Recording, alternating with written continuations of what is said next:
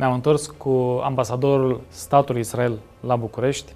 Este o discuție extrem de interesantă despre istoria statului, despre prezent, conflicte vechi sau recente în ceea ce privește relația cu țările arabe sau cu populația arabă care locuiește în Gaza și în partea de est a Israelului, aproape de Iordania. Și avem, doamna ambasador, un interlocutor extrem de elegant, de finuț. N-aș avea cum să fiu altfel decât, adică mi-este foarte greu să fiu cum sunt de obicei, mai agresiv, pentru că doamna ambasador emană suficientă eleganță și naturalețe pentru a face acest lucru și onestitate. Mrs. Ambassador, let's go back to our discussion. I will come with another question to you. Yes, we understood the issue of why not recognizing this Palestinian state. No, it's not that we don't recognize. We are willing to have two states but you want side by reciprocity. Side, but we want reciprocity. Yes, yes, and this is an important thing to be told, that the Arab League or the Arab states, some of the Arab states are not accepting your state. That's right. They are not recognizing your state as a Jewish state. As a Jewish state.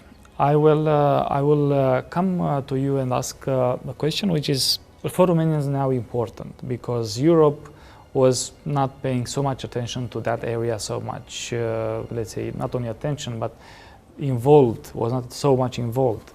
And recently we had this problem with the migrants coming, yes. The migrants coming from the Middle East, or at least some part of the Middle East, Syria, Iraq, Egypt, and so on. Ms. Ambassador, I know, this is, for me, it's already an exercise to see what is the response I get from each ambassador coming from that area. Mm-hmm. And you will guess what I will ask you, because always it's a different answer. And that's why my question to you is, who's the Islamic State? It's a very complicated situation. Who is the Islamic State? Well, at the beginning, in 2004, there were a small group, 2003, there were a small group that pledged allegiance to Al-Qaeda, whose goal was to attack Jordan. Yes. At the beginning. I guess the ambassador of Jordan could have answered to that. Well, he didn't mention it, but it's good that you are mentioning it. Okay. But afterwards, having some differences with Al-Qaeda, they parted from them in 2004, and they became much more extreme than Al-Qaeda. They have branches also in Afghanistan, mm-hmm. also with Boko Haram, also in Sinai. Of course, of course. They are extremists from the Sunni part of the Islamic religion, which makes it very complicated to understand, because Syria is a Sunni state. Yes. Okay, so I generally say that the situation in the Middle East now, in that part, is even more complicated for us Europeans, because we don't know exactly who is the good guy and who is the bad guy. The alliances between the states are very complicated. Now we have Russia coming into the story, trying to keep Saddam. Bashar Assad. Yes. On the. In my view, he looks like Saddam, but it's okay. The same tyrant.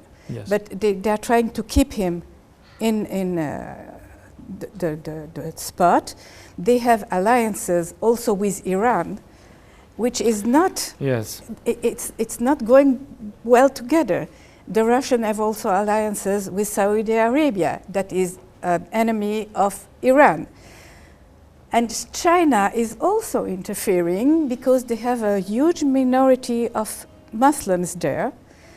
You put also Turkey, and you don't understand because of the Kurds, and it's. You don't understand what's happening there. It's a mess. What you know about about Daesh, about ISIS, is that they are very extremist. Their goal is to have a caliphate over not only the Middle East, but the world. They want to impose their view, their religious view on the world. They are calling the Muslims all over Europe to join them. And unfortunately, there are also young, idealist people, not Muslim at the beginning, that believe that it is so exotic to fight against tyrants, and they are joining Daesh, not knowing what is going to happen to them. And it's very unfortunate because that situation is a big mess. Unfortunately, it's a big mess. The description you made is it's perfect, correct in my view. But Ms. Ambassador, I understand that they want to have a big, let's say, to conquer the world and have a big state. But these people, there are not many. They're not. This is what I'm saying. These people are not many. They are not, let's say, having a huge army behind them and so on. So still, how is it possible to have such an influence? I mean, okay, they raised from what? With what the financing? With what? Oh, the financing is not a problem. Is that a problem?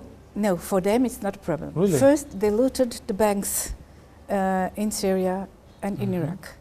Then they took over the oil fields.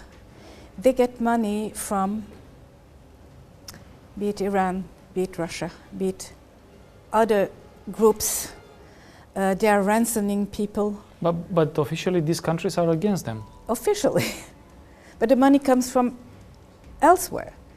They are ransoming people, and their influence is due to the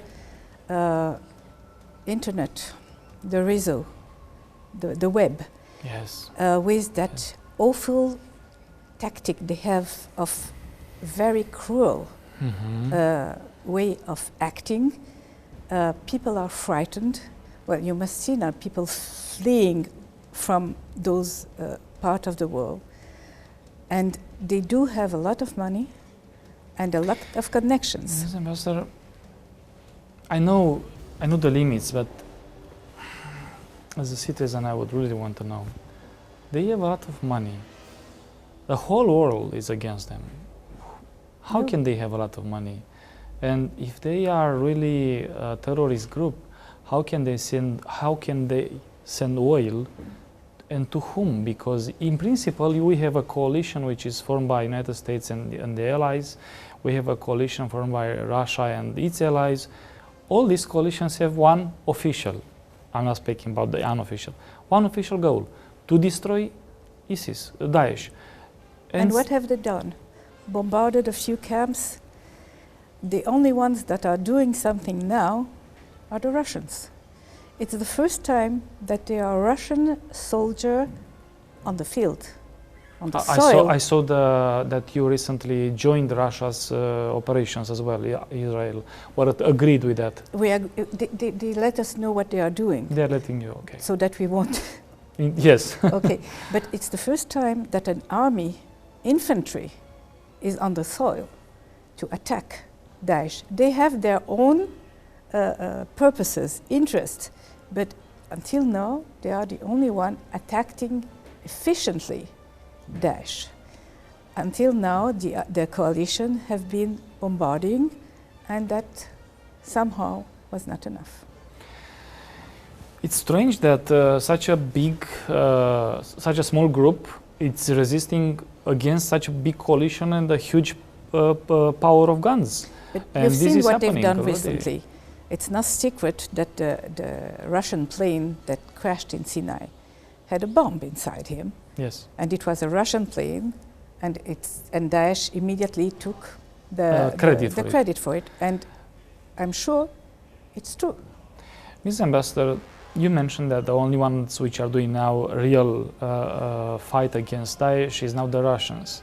But they want, of course, to do everything they can with the purpose to keep the tyrant.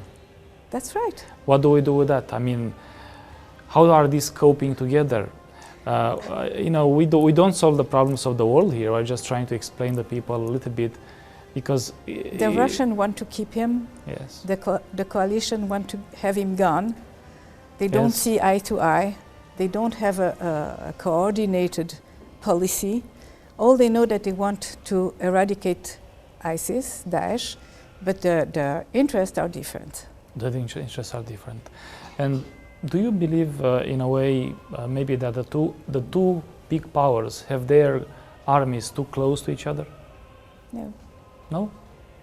It's not too close, no. They're not too close? No.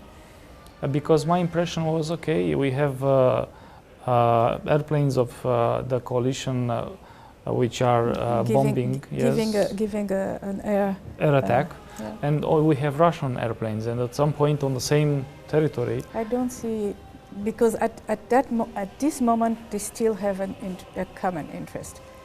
I don't know what will happen later. I'm not a military expert. Let me ask you another thing, and of course we'll move to other subjects as well. But in this context, Israel was quite vocal against let's say the understanding, the treaty between Iran and the rest, 5+1. Yes. Now, in the beginning, I was applauding this treaty. I thought it would be the good thing to do because I will tell you my opinion. I had the Iranian ambassador on that chair, and it was before the treaty. And I asked Mr. Ambassador, if you don't have to respond to the ambassador, I'm just quoting official sources. And I asked him, Mr. Ambassador, what we gain out of this? And Mr. Ambassador said, we will do our best to finish with Daesh and free the world of Daesh. Now, and the second, this was the first thing I thought I had in my mind when I was happy to have a treaty signed. And second was, okay, we don't want to have a war which is about nuclear weapons, and therefore, if such a treaty is signed, we have the assurance that they don't develop, let's say, nuclear weapons. Now, I'm not happy so much anymore. And I was, why? and I was suspicious to your declarations. I was seeing Israel alone saying, because it was only your voice, saying, no, it's not okay. You don't count on the right people. I will tell you why. Because my first reason to be happy is gone. The treaty was signed, and that was the moment when I gave the total credit to you. Because I had my doubts why Israel is so much vocal against the administration in Washington and so on, being known the relations that you have with the American administration for many years, which are very, very good, and they always supported your states and the reverse. But I was unhappy because I saw that my reasons were not real, because after 6 months, I think, Iran did nothing against Daesh. And I was they were even defeated very recently. I don't know if I should use very tough terms, but they were defeated very easily by ISIS, by Daesh. So my first reason is gone. They didn't move their army to finish with Daesh.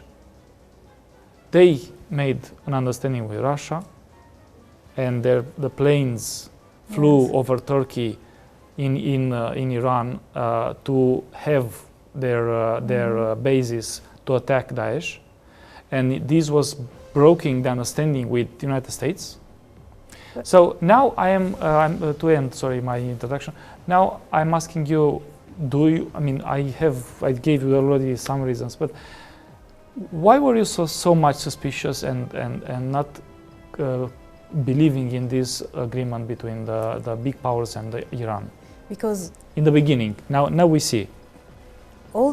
During all the time of the discussions that took years between Iran and the European, the time of the sanctions against Iran, they were continuing to develop their nuclear capability.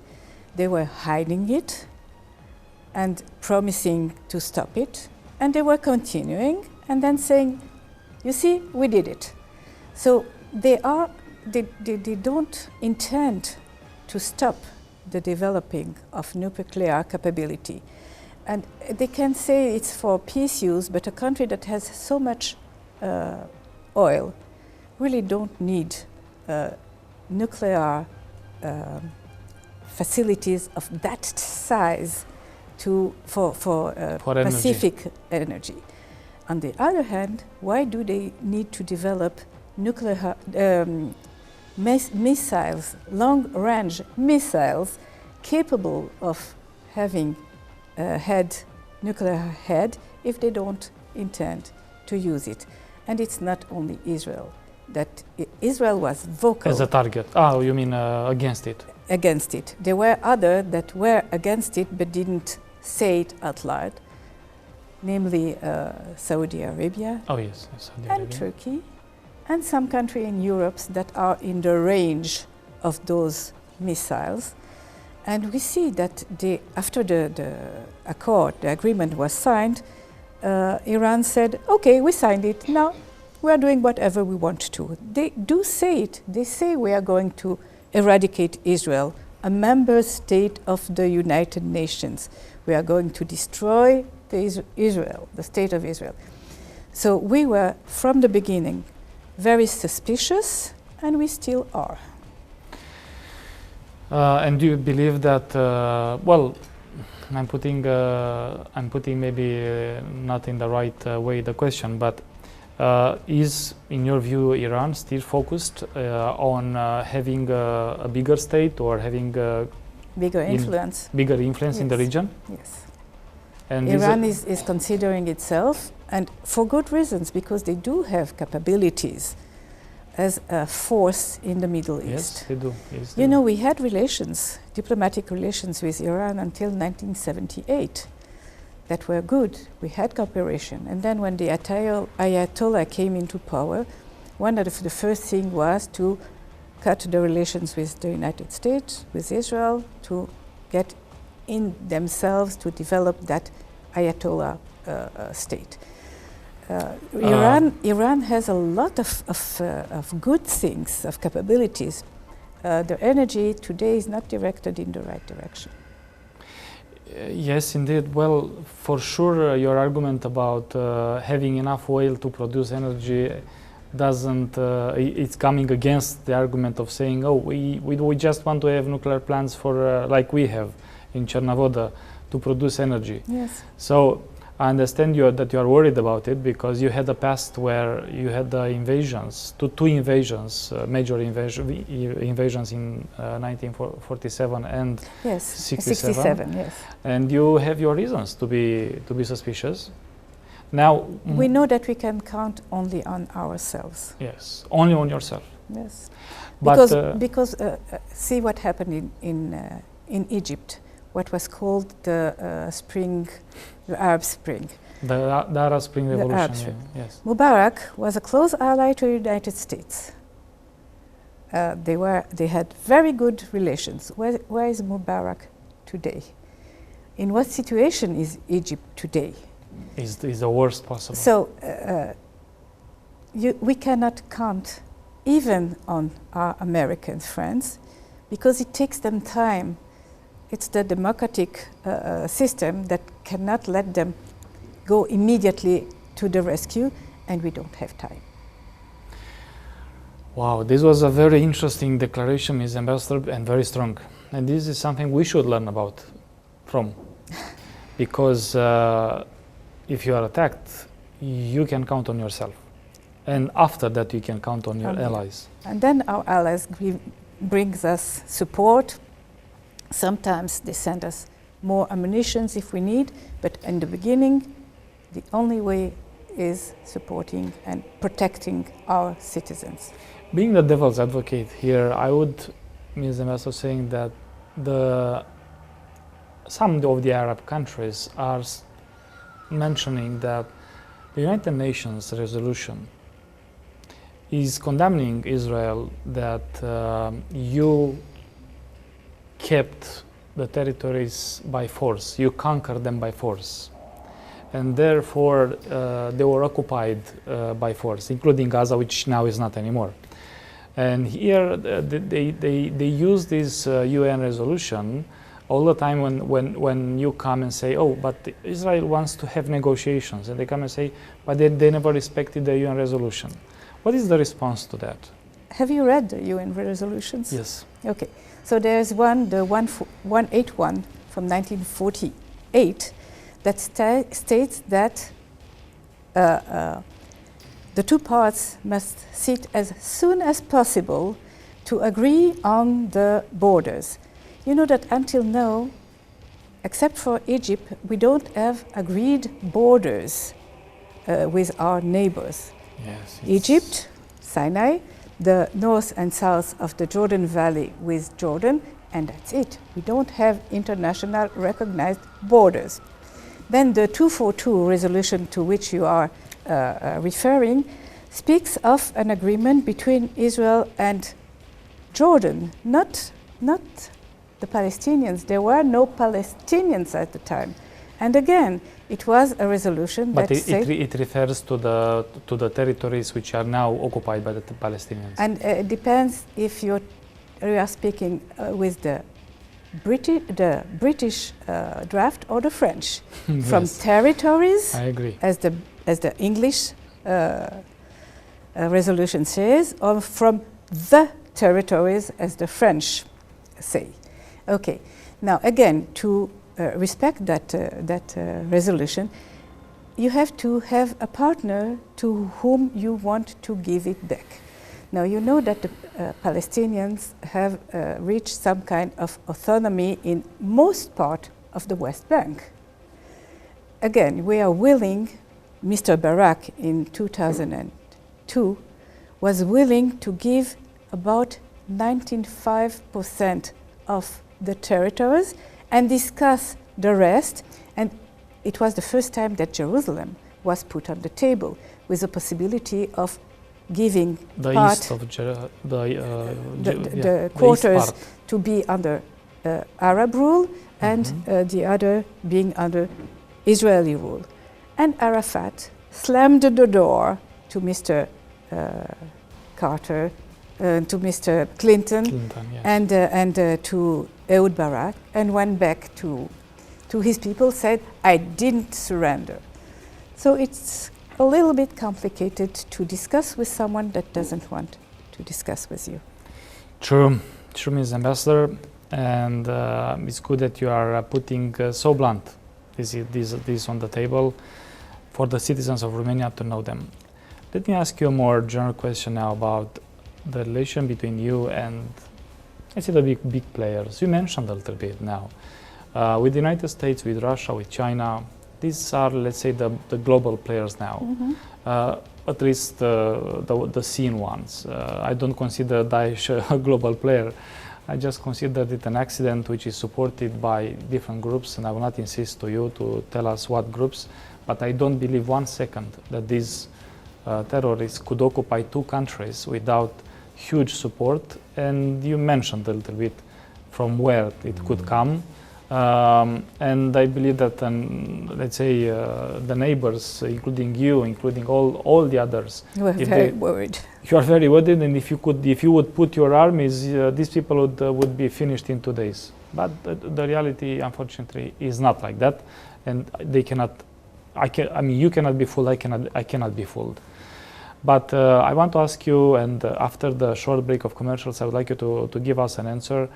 What is the relation between Israel and the United States now? We know the past and the history with Russia, with China, and how do you see the future of Israel in the, let's say, next years in the relation with these countries? But first we take a break of commercials. Publicitate.